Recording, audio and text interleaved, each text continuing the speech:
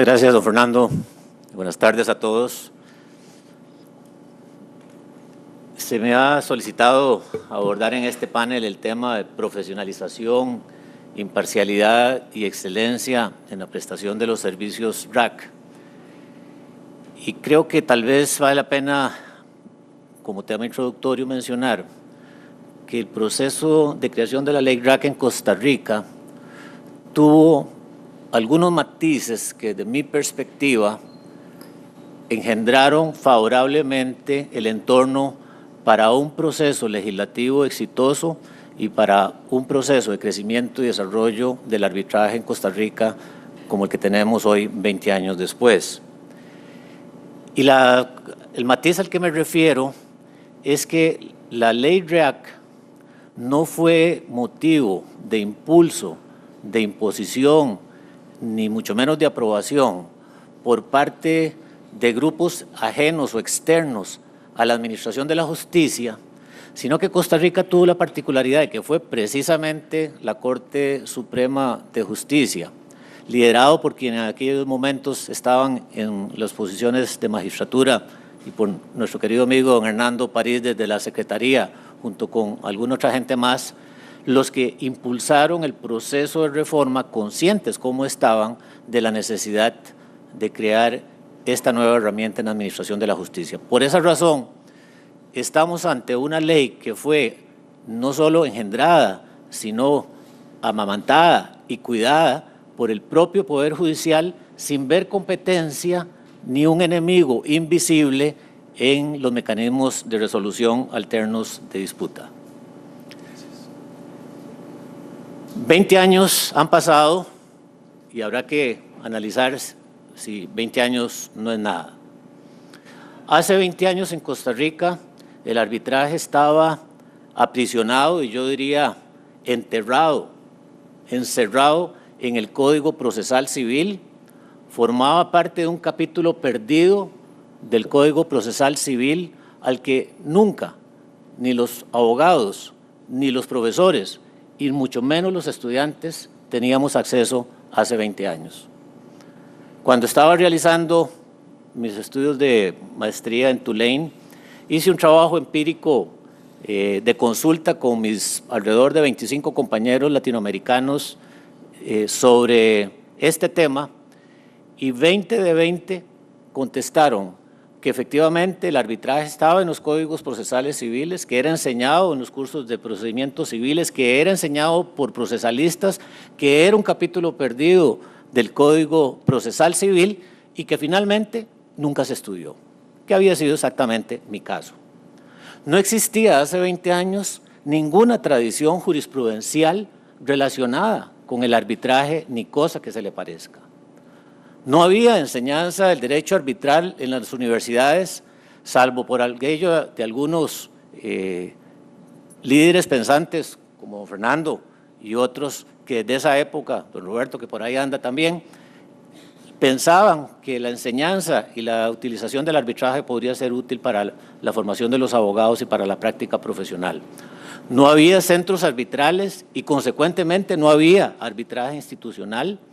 No había árbitros experimentados, probablemente no había árbitros del todo, salvo quizás algunos involucrados en algunos procesos de arbitraje ad hoc. No había cultura arbitral en este país y finalmente el arbitraje como disciplina jurídica viva, dinámica, autónoma y especializada simplemente no existía. El arbitraje hoy en Costa Rica me parece que es una realidad absoluta y dramáticamente distinta. En primer lugar, tiene autonomía normativa y es una disciplina especial. Y me parece que ahí, digamos, empezó a dar el primer paso hacia la verdadera modernización del arbitraje y hacia brindar las condiciones adecuadas. Crear una ley especial que sacara de ese féretro en que tenía el Código Procesal Civil las normas relacionadas con el arbitraje para ponerlos en una posición de frente, con autonomía, con independencia y con vivacidad. Ya hablamos en Costa Rica sobre temas de dogmática, principios y la vida propia del arbitraje, la arbitrabilidad de la materia, la accesibilidad o no de los derechos a discutir los principios generales del arbitraje en términos de la patrimonialidad o no de las disputas, la competencia de los tribunales y las posibilidades de discutirla dentro del seno de los propios tribunales son temas hoy cotidianos y pan de cada día. Existe una dinámica académica fuerte, activa y especializada en materia de arbitraje. Recientemente hubo un seminario internacional patrocinado por la CCI. Hoy estamos aquí abordando este tema. Dentro de unos pocos días y semanas hay otro seminario más sobre este tema y la existencia de foros de discusión es nuevamente hoy también casi que tema de todos los días. La multiplicidad de centros arbitrales y arbitraje institucional ha propiciado esa riqueza del arbitraje que en mi criterio solamente es susceptible de propiciarla a través del arbitraje institucional. Y finalmente, creo que hoy, a diferencia de hace 20 años, tenemos una cultura arbitral doméstica, ciertamente, consolidada y absolutamente reconocible.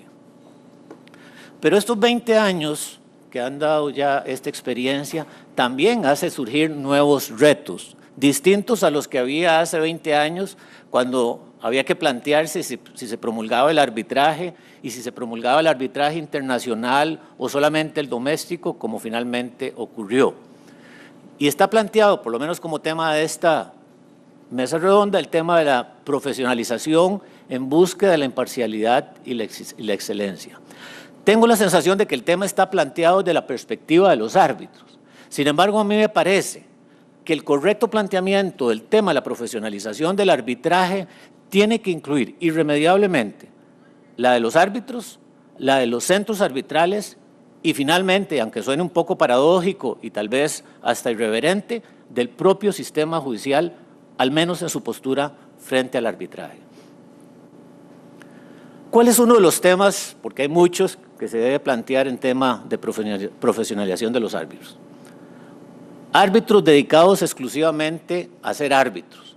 Una de las grandes discusiones y de los temas que motivan este y muchos otros foros de discusión.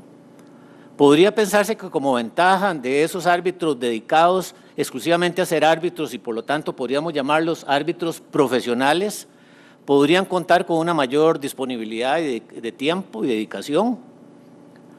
Implicaría probablemente una reducción, ojalá eliminación de los conflictos de interés, que hoy es uno de esos elementos que araña y rasga la credibilidad del arbitraje.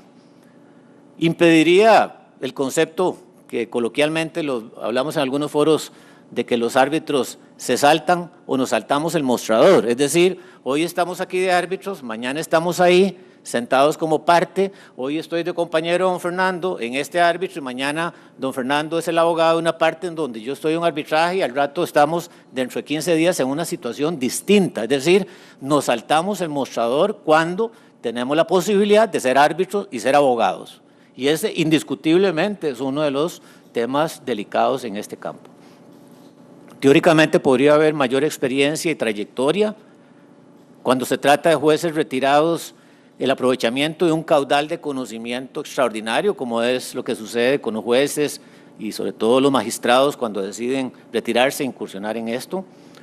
Probablemente tendríamos algo así como el desarrollo de un señorío como el que tienen, por ejemplo, los jueces federales en la realidad forense, jurídica y profesional de los Estados Unidos, donde el juez federal, no los estatales, son reconocidos como verdaderos señores de la comunidad en la cual viven.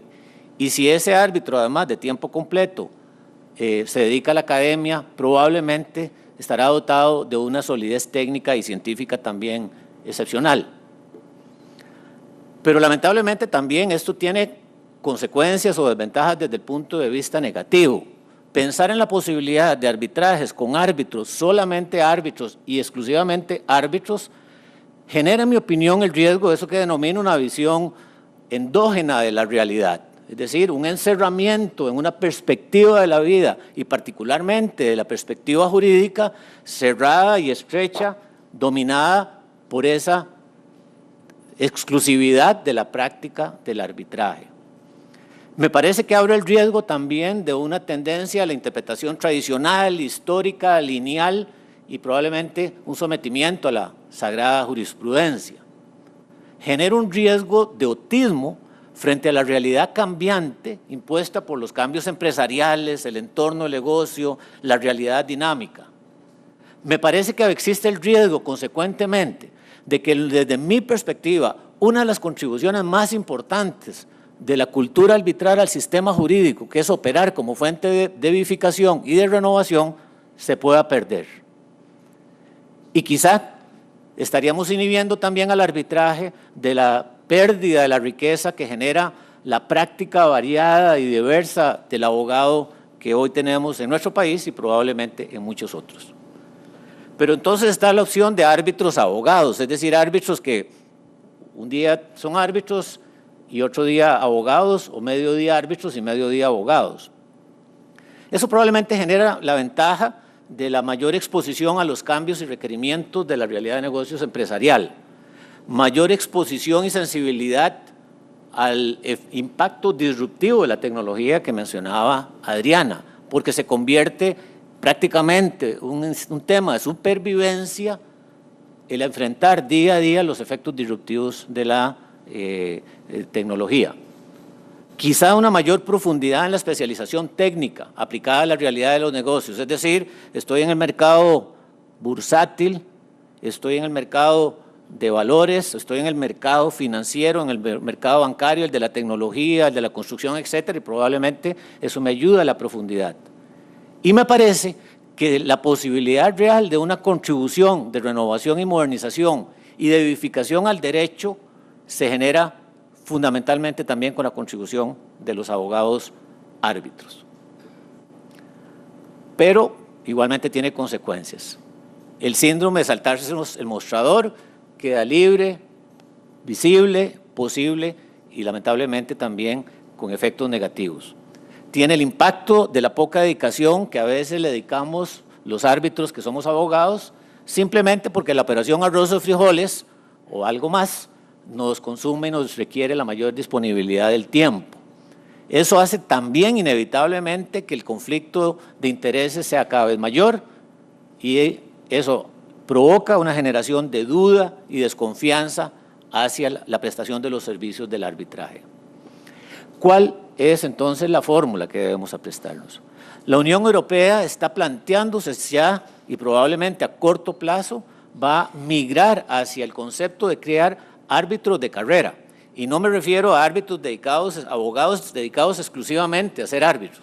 Me refiero a un empleado como si fuera un juez de una institución dedicado a tiempo completo de eso, y también se está planteando la Unión Europea la posibilidad de la creación de tribunales de apelación también conformados por árbitros de planilla para conocer de la revisión de los laudos.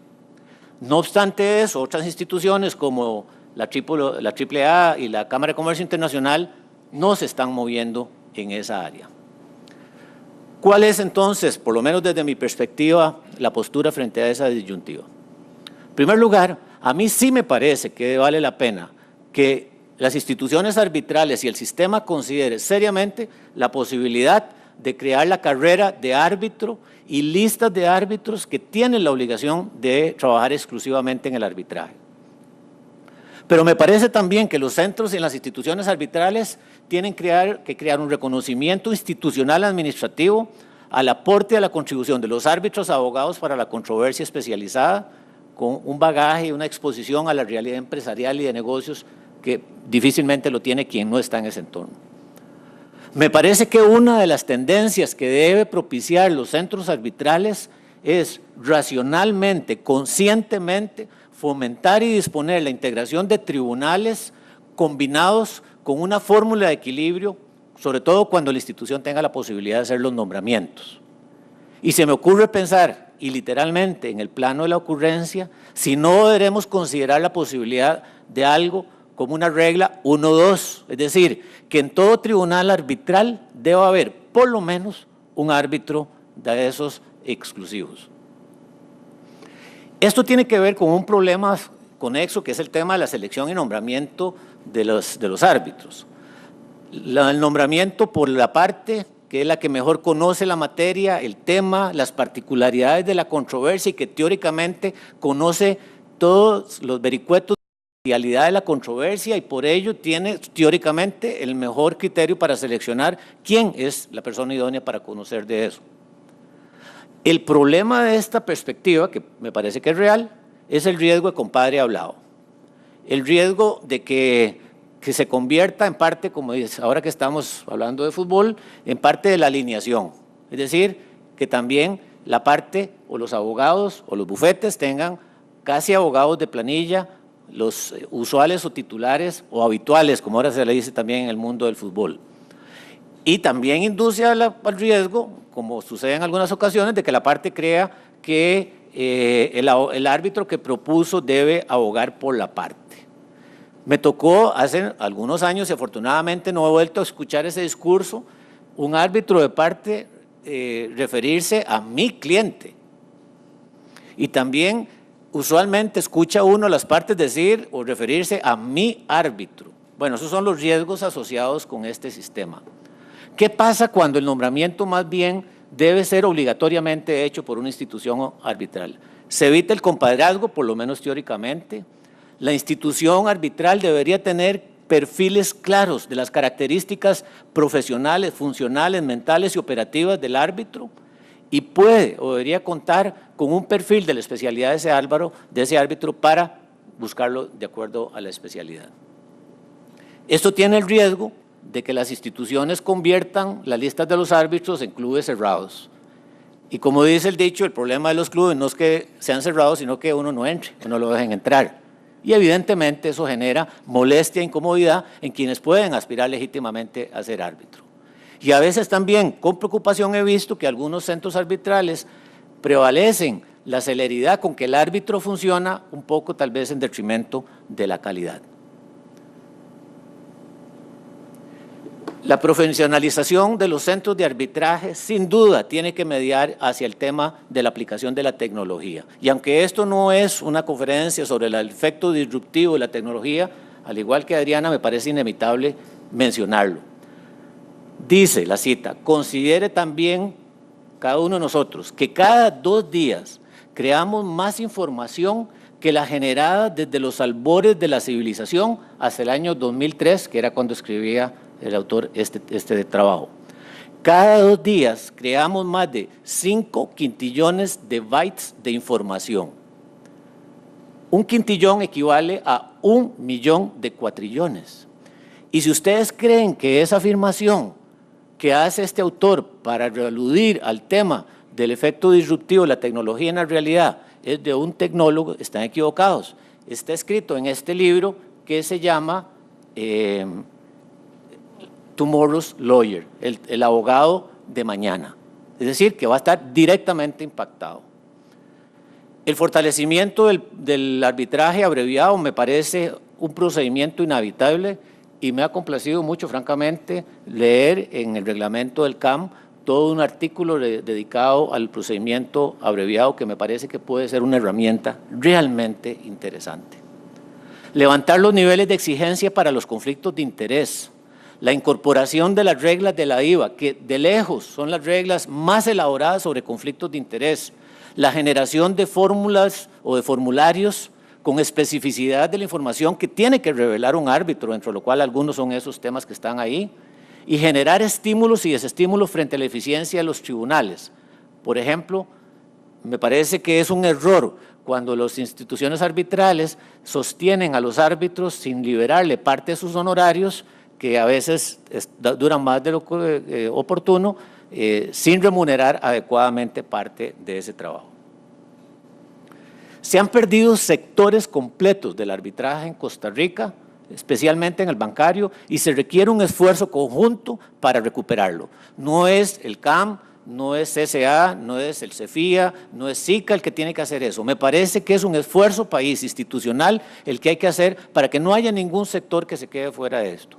Una mejor remuneración para los árbitros, y como he dicho en otra ocasión, como no estoy candidato a la elección de presidente del Colegio de Abogados, me parece que es inevitable y absolutamente necesario una reducción de los honorarios de los abogados para el arbitraje. Recientemente, cuando hice una estimación para efectos de esto, de un arbitraje de $700,000, los honorarios eran alrededor de $72,000 y los honorarios de un tribunal arbitral conformado por 3 árbitros eran de $10,000. 72 versus 10,000. No, el número está equivocado, porque son 72 del abogado de la parte actora más 72 del abogado de la parte demandada. $144,000 en honorarios en un arbitraje de 700,000 versus $10,000 de un tribunal arbitral conformado por 3 árbitros probablemente muy experimentados.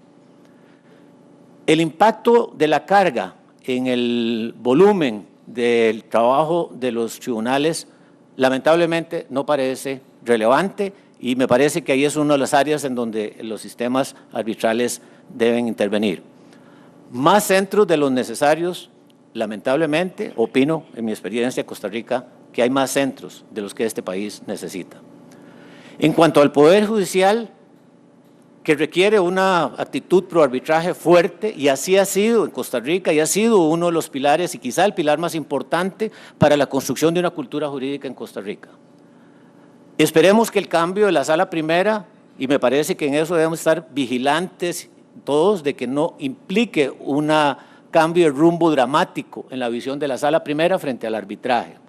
Pero la dilación de la resolución de los temas de competencia y de revisión de los laudos por parte de la Sala Primera, lamentablemente, está provocando un efecto disruptivo en la calidad de la administración de la justicia arbitral, en pérdida de eficiencia y celeridad. Recientemente, un asunto concreto, y todos tendremos ejemplos de eso, conocer un tema de una competencia que se apeló ante la sala duró 10 meses, y alguien me dijo, bendito Dios, porque pueden durar de año a año y medio.